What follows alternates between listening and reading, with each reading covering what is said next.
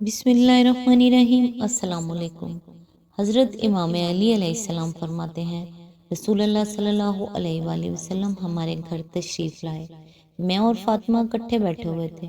میں دال مسور صاف کر رہا تھا تو رسول اللہ صلی اللہ علیہ وآلہ وسلم نے فرمایا، اے ابو الحسن۔ میں نے کہا، یا رسول اللہ صلی اللہ علیہ وآلہ وسلم فرمائیں۔ آپ نے فرمایا، میری بات غور سے سنو، میں حکم خدا کے علاوہ کچھ نہیں کہتا ہوں۔ آپ صلی اللہ علیہ وآلہ وسلم نے فرمایا، جو مرد اپنی بیوی کے گھریلو کاموں میں مدد کرتا ہے تو اللہ اس مرد کے جسم کے ہر بال کے بدلے 1 سال کی عبادت کا ثواب دیتا ہے کہ جس میں دن کے روزے اور رات کی نماز میں مشغول ہو۔ حوالہ بحار الانوار، جلد نمبر 77، صفحہ نمبر 229۔ یہ ہمارے نبی کا فرمان ہے، مگر تمام مرد حضرات بیوی کے ساتھ کام کرنے کو شرمندگی سمجھتے ہیں اور یہ سمجھتے ہیں کہ کیا ہم اس کے غلام ہیں جو اس کے ساتھ کام کریں؟ کام کرنے کے لیے تو اسے لائے ہیں۔ ایسا کچھ نہیں ہے۔ اپنی سوچ بدلیں۔ اللہ تعالیٰ آپ کو اور آپ کے تمام اہل و عیال کو اپنے حفظ و امان میں رکھے اور اللہ تعالیٰ آپ کو نیکی کی ہدایت بھی دے، آمین۔ آج انشاءاللہ سورہ نور کی آیت نمبر 31 کی جو تفسیر، جہاں سے پچھلی دفعہ سلسلہ ٹوٹا تھا، آج وہیں سے سٹارٹ کرتے ہیں۔ اعوذ باللہ من الشیطان الرجیم، بسم اللہ الرحمن الرحیم۔ بناؤ سنگھار، ہم نے زینت کا ترجمہ کیا ہے، جس کے لیے دوسرا لفظ آرائش بھی ہے۔ اس کا اطلاق 3 چیزوں پر ہوتا ہے: خوشنما کپڑے، زیور اور سر، منہ، ہاتھ، پاؤں وغیرہ کے مختلف آرائشیں جو بالعموم عورتیں دنیا میں کرتی ہیں، جس کے لیے موجودہ زمانے میں میک اپ کا لفظ بولا جاتا ہے۔ یہ بناؤ سنگھار کسی کو نہ دکھایا جائے، اس کی تفصیل آگے آ رہی ہے۔ اس آیت کے مفہوم کو تفسیروں کے مختلف بیانات نے اچھا خاصا مبہم بنا دیا ہے، ورنہ بجائے خود بات بالکل صاف ہے۔ پہلے فقرے میں ارشاد ہوا ہے کہ لا یبدین زینتہن، یعنی وہ اپنی آرائش اور زیبائش کو ظاہر نہ کریں، اور دوسرے فقرے میں الا بول کر اس حکم نہیں سے جس چیز کو مستثنی کیا گیا ہے وہ ہے ما ظہر منہا، جو کچھ اس آرائش و زیبائش میں سے ظاہر ہو یا ظاہر ہو جائے۔ اس سے صاف مطلب یہ معلوم ہوتا ہے کہ عورتوں کو خود اس کا اظہار اور اس کی نمائش نہ کرنی چاہیے، البتہ جو آپ سے آپ ظاہر ہو جائے، جیسے چادر کا ہوا سے اڑ جانا اور کسی زینت کا کھل جانا، یا جو آپ سے آپ ظاہر ہو، جیسے وہ چادر جو اوپر سے اوڑھی جاتی ہے، کیونکہ بہرحال اس کا چھپانا تو ممکن نہیں ہے، اور عورت کے جسم پر ہونے کی وجہ سے بہرحال وہ بھی اپنے اندر ایک کشش رکھتی ہے۔ اس پر خدا کی طرف سے کوئی مواخذہ نہیں ہے۔ یہی مطلب اس آیت کا حضرت عبداللہ بن مسعود، حضرت بصری، ابن سیرین اور ابراہیم نخعی نے بیان کیا ہے۔ اس کے برعکس بعض مفسرین نے ما ظاہر منہا کا مطلب لیا ہے جسے عادتاً انسان ظاہر کرتا ہے، اور پھر وہ اس میں منہ اور ہاتھوں کو ان کی تمام آرائشوں سمیت شامل کر دیتے ہیں۔ یعنی ان کے نزدیک یہ جائز ہے کہ عورت اپنے منہ کو مسی اور سرمے اور سرخی پاؤڈر سے، اور اپنے ہاتھوں کو انگوٹھی، چھلے اور چوڑیوں اور کنگن وغیرہ سے آراستہ رکھ کر لوگوں کے سامنے کھلے پھرے۔ یہ مطلب ابن عباس رضی اللہ تعالیٰ عنہ اور ان کے شاگردوں سے مروی ہے، اور فقہائے حنفیہ کے ایک اچھے خاصے گروہ نے اسے قبول کیا ہے۔ احکام القرآن، جساس، جلد نمبر 3، صفحہ نمبر 388 to 389۔ لیکن ہم یہ سمجھنے سے بالکل قاصر ہیں کہ ما ظاہرہ کے معنی ما یظہر عربی زبان کے کس قاعدے سے ہو سکتے ہیں۔ ظاہر ہونے اور ظاہر کرنے میں کھلا ہوا فرق ہے، اور ہم دیکھتے ہیں کہ قرآن صریح طور پر ظاہر کرنے سے روک کر ظاہر ہونے کے معاملے میں رخصت دے رہا ہے۔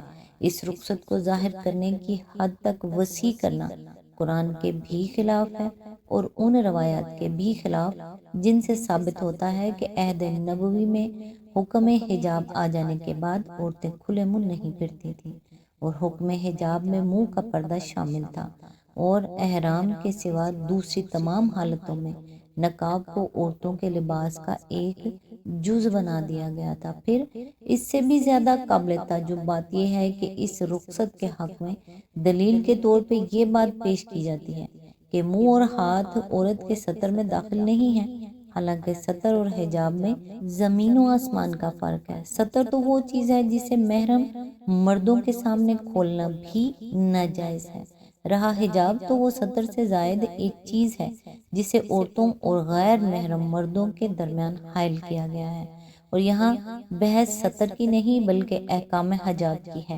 آیت میں ورڈ ہے اوڑھنیوں کے آنچل ڈالے رہیں، یعنی چادر اوڑھ کے رکھیں۔ زمانہ جاہلیت میں عورتیں سروں پر ایک طرح کے کساوے سے باندھے رکھتی تھی، جن کی گرہ جوڑے کی طرح پیچھے چوٹی پر لگائی جاتی تھی۔ سامنے گریبان کا ایک حصہ کھلا رہتا تھا جس سے گلا اور سینے کا بالائی حصہ صاف نمایاں ہوتا تھا۔ چھاتیوں پر قمیض کے سوا اور کوئی چیز نہ ہوتی تھی، اور پیچھے دو دو تین تین چوٹیاں لہراتی رہتی تھی۔ تفسیر کشاف جلد 2 صفحہ نمبر 90، ابن کثیر جلد 3 صفحہ نمبر 283 اور 284۔ اس آیت کے نزول کے بعد مسلمان عورتوں میں دوپٹہ رائج کیا گیا، جس کا مقصد یہ نہیں تھا کہ آج کل کی ساجزادیوں کی طرح بس اسے بل دے کر گلے کا ہار بنا لیا جائے، بلکہ یہ تھا کہ اسے اوڑھ کر سر، کمر، سینہ سب اچھی طرح ڈھانک لیے جائیں۔